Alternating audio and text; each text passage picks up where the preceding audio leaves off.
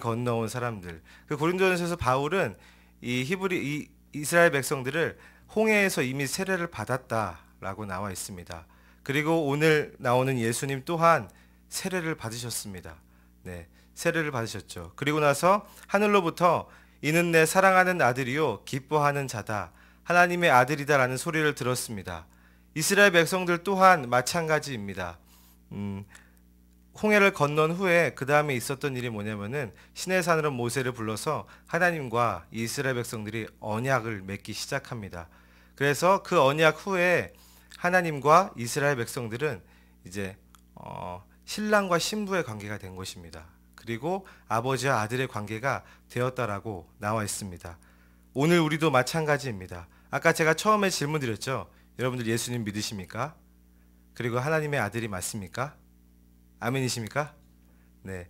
똑같은 그 상황들을 보여주면서 예수님께서 우리 어떤 신앙의 고민들, 또한 어떻게 믿음 생활을 해야 되는지, 예수님 믿는 사람들은 어떤 삶을 살아야 되는지를 똑같이 본을 보여주면서 오늘 본문을 통해서 니네들이 정말 믿는다면은, 정말 하나님의 아들이라면은 이러한 삶을 살고 이런 환난과 어려움이 닥쳤을 때 이렇게 이겨내야 한다라고 실은 4장 1절부터 11절까지 예수님께서 먼저 본을 보이고 계십니다.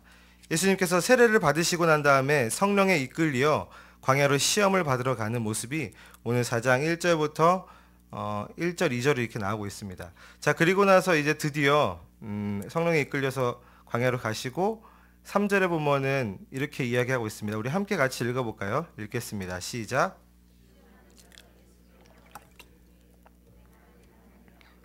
명하여 이 돌들로 떡덩이가 되게 하라. 아멘. 자, 시험하는 자가 누구입니까?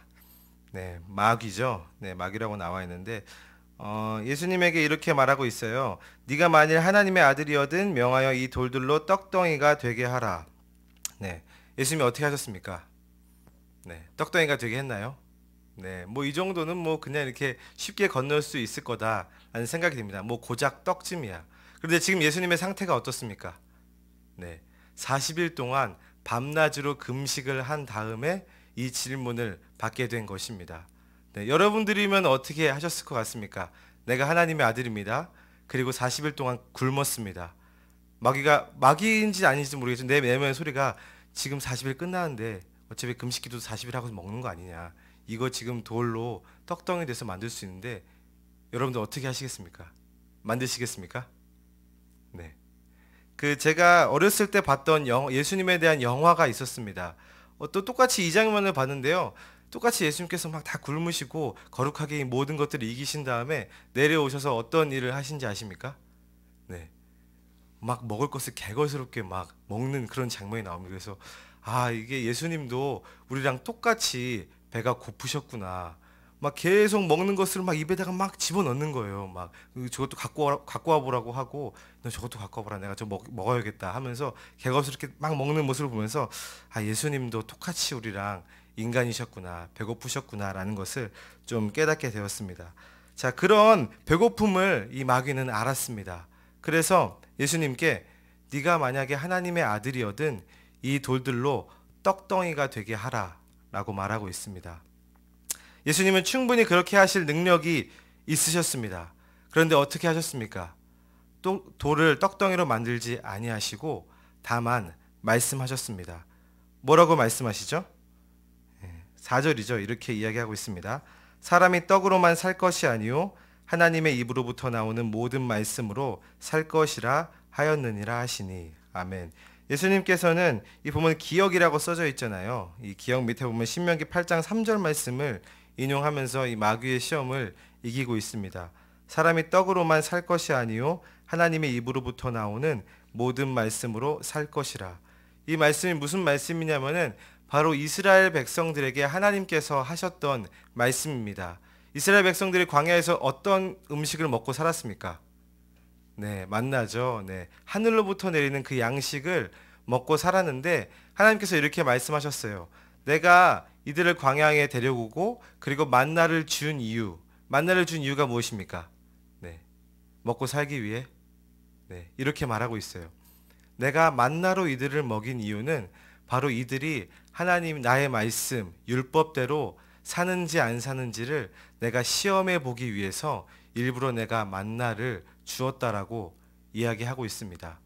그런데 이 시험에서 이스라엘 백성들은 성공했습니까? 네, 어떻게 했습니까? 네, 실패한 모습을 보게 됩니다. 물론 계속 그 만나를 공급받고 생명을 유지하지만 그때그때마다 불평하고, 또한 하나님께서 언제 그 만나가 내리지 않는다고 그랬죠?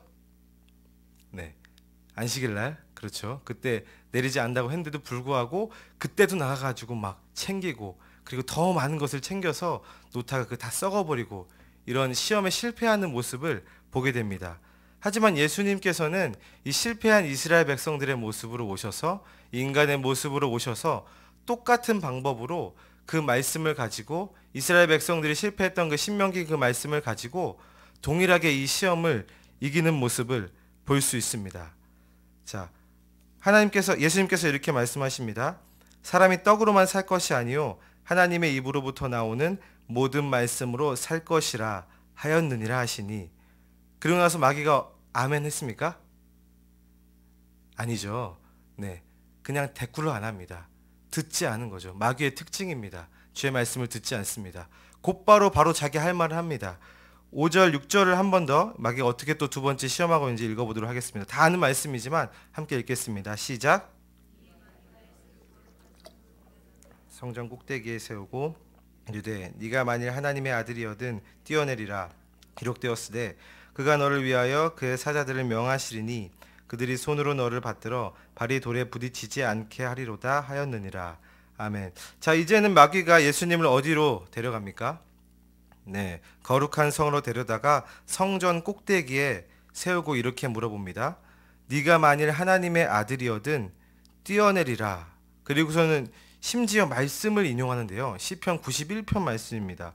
그가 너를 위하여 그의 사자들을 명하시리니 그들이 손으로 너를 받들어 발이 돌에 부딪히지 않게 하리로다 하였느니라. 이렇게 이야기하는 거예요. 성전이 어디입니까, 여러분들? 성전. 네, 하나님께서 임재하고 계시는 곳이 바로 성전입니다.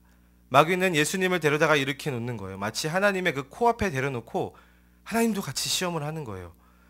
이 예수라는 사람이, 예수가 하나님의 아들이라면은 지금 그 성전 꼭대기, 그 하나님의 코앞에서 뛰어내릴 때에 이 사람을 구해줘야지 당신이 하나님의 아들인 것을 증명되겠습니다. 한번 그렇게 하십시오. 심지어 주님의 말씀, 시편 말씀을 인용하면서까지 이렇게 예수님을 시험합니다. 그리고 하나님을 시험하고 있는 마귀를 볼 수 있습니다. 근데 예수님께서는 또한 뭐라고 말씀하십니까? 7절에 이렇게 이야기하고 있어요. 예수께서 이르시되 또 기록되었으되 주 너의 하나님을 시험하지 말라 하였느니라 하시니. 자, 이 말씀 또한 어디 말씀입니까? 네, 너무 잘하시는데요. 네, 나와 있죠. 예, 신명기 6장 16절 말씀입니다. 또 똑같이 신명기 말씀을 가지고 예수님께서는 이 마귀의 시험을 물리치십니다. 이 신명기 말씀 또한 이스라엘 백성들이 그 광야에서의 시험에서 실패했던 바로 그 말씀입니다. 이 말씀에 저는 문맥을 보면은 그 이스라엘 백성들이 그 마사라고 아시죠? 네, 마사에서 하나님께서 우리를 줄여 죽게 만드는구나. 우리를 이렇게 목말라 죽게 만들려고 우리를 데리고 왔구나. 라면서 원망하는 막 그런 장면들이 나옵니다. 성경에서는 이렇게 이야기하고 있어요. 그 장면을 보고서는 이스라엘 백성들이 지금 하나님을 시험하고 있다라고 말하고 있습니다. 하나님께서 그래서 어떻게 하십니까? 물을 주셨습니까? 네, 당연히 물을 주셨죠. 그러니까 이게 계속 40년 동안 살아갈 수 있었는데 이들이 하나님을 시험했다라고 합니다. 이들이 하나님의 기적을 그 이전부터 실은 체험을 했습니다. 이미 출애굽 그 애굽에 있을 때부터 그 10가지 그 애굽의 신들을 다 제압하시는 하나님을 보면서 하나님이 적어도 이 온 나라를 다스리고 온 세계를 통치하고 있는 이집트의 이 신들보다 뛰어난 분이시구나라는 것을 몸소 체험했고, 그리고 홍해를 건너므로 인해서 또 하나님의 기적을 또 체험했습니다. 그런데도 불구하고 이들의 불평이 무엇입니까? 하나님이 우리를 다 죽게 만들게 하시려고 물도 안 주고 여기에 있구나. 실은 이스라엘 백성들이 말하고자 하는 건 이거예요. 하나님 한번 일해 보세요. 네, 나 지금 물이 필요한데 빨리 한번 내보세요. 이전까지 기적 있잖아요. 왜 지금 그거 안 해주세요? 이스라엘 백성들의 태도가 그것입니다. 그렇게 함으로 이스라엘 백성들은 이 시험에서 또한 실패했습니다. 그런데 예수님은 어떠하십니까? 뛰어내리셨습니까? 하나님은 시험했습니까? 말씀대로 정말 하나님의 코앞에 예수님은 가 계십니다. 그런데 또한 예수님께서는 이 신명기 말씀을 가지고 이 시험에서 또한 승리한 것을 볼 수 있습니다. 자, 그리고 마지막 시험입니다. 마지막 시험이 무엇입니까? 우리 10절 말씀 우리 같이 8절, 9절, 10절이죠. 우리 같이 읽도록 하겠습니다. 시작. 천하만국과 그 영광을 보여 이르되 만일 내게 엎드려 경배하면 이 모든 것을 내게 주리라. 이에 예수께서 말씀하시되 사탄아 물러가라. 기록되었으되 주 너의 하나님께 경배하고 다만 그를 섬기라 하였느니라. 아멘. 자, 이제 마귀는 또 이제 예수님을 어디로 이끌고 있습니까? 네, 천하만국과 그 영광을 보여 내게 경배하면은 내가 이거를 다 주겠다라고 말하고 있습니다. 예수님께서는 이제 뭐라고 말씀하십니까? 네, 이제야 비로소 사탄아 물러가라. 주 너의 하나님께만 경배하고 다만 그를 섬기라 라고 말하면서 마귀의 시험이 끝나게 됩니다. 이 마지막 시험 또한 무엇입니까? 실은 이 내용을 보면은 이 마귀가 시험하고 있는 이 내용은 10계명에서 제1계명 혹시 기억나십니까? 네, 제1계명 뭐죠? 찾아볼까요 한번? 네, 네, 너는 나 외에는 다른 신들을 내게 두지 말라. 네, 바로 그 이스라엘 백성과 하나님이 언약을 맺는 그 장면입니다. 네, 바로 이 언약을 맺는 이 장면을 떠오르면서 마귀는 그것 또한 실은 이 앞에 이 첫 번째랑 두 가지 시험 모두가 다 이 세 번째 이 시험에 궁극적으로 다 속해 있습니다. 네, 너 나한테 경배하면은 내가 이 모든 만물을 이 모든 것을 다 줄게. 너 세상 회복하고 싶다며 너 왕이라며 내가 그렇게 되게 해줄게. 이렇게 되면 되게 쉬운 일이야. 한 번만 경배해라. 나한테 한 번만 경배해. 그런데 어떻게 하십니까? 예수님 또 어떤 말씀으로 이 시험을 이기십니까? 네, 또 똑같이 신명기 6장 13절 말씀을 인용하면서 이 시험을 이기는 것을 볼 수 있습니다. 자, 예수님께서는 어떻게 이 시험을 다 이기셨습니까? 어떤 말씀으로 다 이기셨죠? 네, 신명기 말씀으로 이 모든 시험을 다 이기신 것을 볼 수 있습니다. 자, 그렇다면은 신명기가 어떤 책입니까, 여러분들? 신명기? 네, 갑자기 뭐 신명기, 히브리서 뭐 다 나오죠. 네, 신명기가 어떤 책이냐면은 그 출애굽 1세대가 다 죽고 난 다음에 그 2세대가 가나안 땅을 들어가기 직전, 모세가 죽기 직전에 하나님의 말씀이 무엇인지, 그 율법이 무엇인지에 대해서 다시 한번 설교한 책입니다. 그 율법의 말씀을 가지고 예수님께서는 조목조목 다 이 모든 마귀의 시험들을 이기셨습니다. 아멘. 그리고 그 예수님께서 어디에 계십니까? 네, 바로 우리 안에 들어와 계시죠. 그리고 또한 우리가 뭐 예수님 뭐 이렇게 시험 이기셨네 이렇게 넘길 수 있지만 여기에 있는 모든 이 시험들이 다 우리들의 매 순간순간에 이 예배당을 나가는 이 모든 우리의 삶에 전부 다가 실은 여기 있는 시험들이 다 지금 우리에게 닥쳐와 있지 않습니까? 네, 그렇죠. 저만 해도 그런 것 같아요. 네, 정말 네 하나님의 아들이거든 너 좀 먹고 사는 게 좀 나아야 되지 않겠냐? 너 하나님의 아들이거든 네가 위험한 상황이나 좀 공경이 처한 그 상황에서 좀 건져 주어야 되지 않겠느냐? 네가 정말 하나님의 아들이라면은. 자, 다시 한번 묻겠습니다. 자, 여러분들 하나님의 아들이 어떻게 되었습니까? 네, 어떻게 됐죠? 돌덩이를 떡덩이로 만들게 돼서 됐나요? 아니면 높은 데서 이렇게 확 뛰어내려 번지점프해서 줄 안 매달고 뛰어내려 살아서 됐나요? 네, 바로 예수님을 믿음으로 우리가 하나님의 아들, 하나님의 자녀가 된 줄로 믿습니다. 아멘.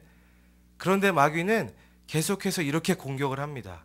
네, 너 먹고 사는 게 그렇게 힘든데, 너 그렇게 교회 열심히 다니고 그렇게 열심히 예배 나오고 그렇게 열심히 기도하는데 너 왜 아무런 일도 생기지가 않아? 너 하나님의 아들 맞아? 여러분들 이런 질문들 받지 않으십니까? 그래도 난 하나님의 아들이야. 그래도 난 주님의 자녀야. 라고 외치고 계십니까? 실은 쉽지 않은 것을 볼 수 있습니다.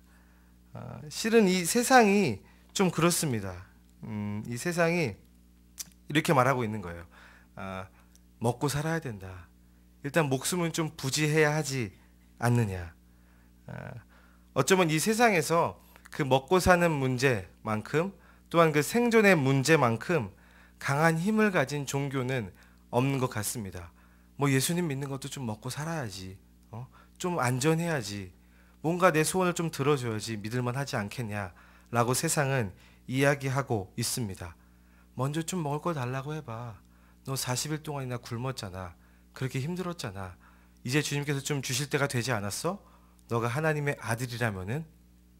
자, 그런데 예수님께서는 이 시험을 이기고 나서 다른 요한복음의 양식에 대해서, 먹는 것에 대해서 이렇게 이야기하고 있습니다. 요한복음 4장 34절에 보면은 예수님께서 너네들이 진짜 먹어야 될 양식이 무엇인지, 예수님을 믿는 사람들이 하나님의 아들이 먹어야 될 진짜 양식이 무엇인지, 그리고 내 양식이 무엇인지에 대해서 이렇게 이야기하고 있습니다. 제가 읽어드릴게요. 예수께서 이르시되 나의 양식은 나를 보내신 이의 뜻을 행하며 그의 일을 온전히 이루는 이것이니라. 아멘. 예수님께서 무엇이 양식이라고 말씀하고 있습니까? 네, 뭐가 양식이라고 방금 이야기했죠? 네, 나 보내신 이의 뜻을 행하는 것. 이걸 쉽게 말해서 뭐라고 한마디로 이야기할 수 있습니까? 네, 그렇죠. 하나님의 뜻, 하나님의 말씀을 이루는 것이 양식이라고 합니다. 주님께서 주신 양식이 바로 이것입니다. 그냥 먹고 사는 것뿐만이 아니라 이렇게 이야기하고 있어요. 사람이 떡으로만 살 수는 없다. 그러나 말씀이 없이는 살 수 없다. 믿으십니까? 그게 하나님의 아들이다. 그게 하나님의 자녀의 온전한 삶이다라고 이야기하고 있는 것입니다. 여러분들 정말 하나님의 뜻을 행하는 자리에 여러분들 계십니까? 정말 그게 양식이라고 믿고 사십니까? 하나님의 뜻이 있는 곳에 배고프지만 머물러 있다면은 진짜 먹고 사는 양식이 부족해도 그곳에 계속 머물 수 있게끔 하나님께서 공급해 주시는 분이라는 것을 믿으셔야 합니다. 거기서 채우시는 하나님의 은혜를 경험하게 될 것입니다. 또한 주님께서 허락하신 이 교회 공동체도 마찬가지입니다. 아까 예수님의 두 번째 시험에서 보면은 마귀가 성전 꼭대기 하나님의 그 코앞에 예수님을 세우고서는 시험합니다. 하나님의 성전이야. 하나님께서 함께 하시는 곳이야. 우리도 마찬가지죠. 예수 그리스도를 믿는 우리가 교회에 와서 드는 시험이 거의 이런 것 같습니다. 하나님 살아계신다며, 너네 교회에 하나님 정말 살아계신다며, 그럼 이런 일들이 일어나야 되지 않을까? 병든 자들이 일어나고 또한 많은 사랑이 고픈 자들이 와서 충만하게 누리고 가는 이런 일들이 있어야 되지 않아? 이거 없다면 너 하나님 아들 맞아? 라고 우리를 유혹합니다. 기적이 없고 늘 똑같은 것 같고, 어쩜 예수를 이렇게 오래 믿었고 이렇게 교회를 열심히 오래 다녔는데 정말 안 바뀌는 것 같을까? 라는 고민이 들 때마다 우리는 이 말씀을 기억해야 합니다.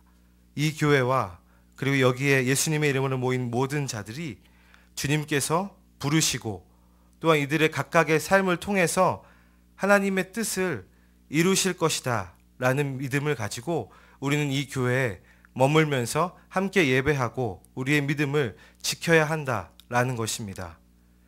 마찬가지로 세상에 대해서도 마찬가지입니다. 첫 번째 계명이 뭐였죠?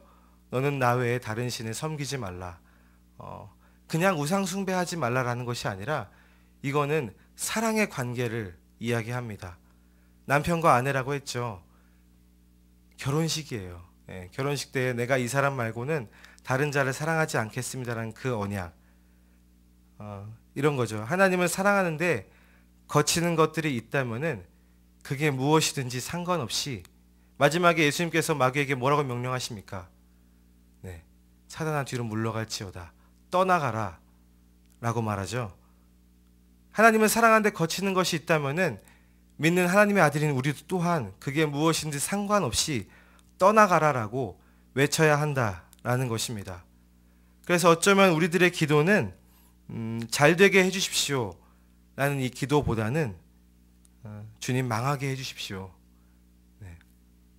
주님, 이것이 예수님을 사랑하는 데 있어서, 이 주님의 몸된 교회를 사랑하는 데 있어서 거치는 것이라면은 주님 망하게 해주십시오. 내 생각이 예수님을 사랑하는 것을 방해하고 또한 주께서 피 흘려서 사신 이 교회를 망치는 일이라면은 제발 망하게 해주십시오. 누가 이런 기도를 교회에서 할 수 있겠습니까? 바로 하나님의 아들이 된 우리들이 해야 할 줄로 믿습니다. 우리는 그렇게 기도하면서 하나님의 아들들답게 특별히 이 말씀이 낸 길을 오롯이 걸어가면서 살아가야 하는 것입니다. 예수님을 믿는 것이 무엇입니까? 하나님의 백성이 된 것이, 하나님의 아들들이 된 것이 도대체 우리에게는 어떤 의미를 가지고 있습니까? 여러분들의 양식은 무엇입니까? 그리고 여러분들의 기도 제목은 도대체 무엇입니까?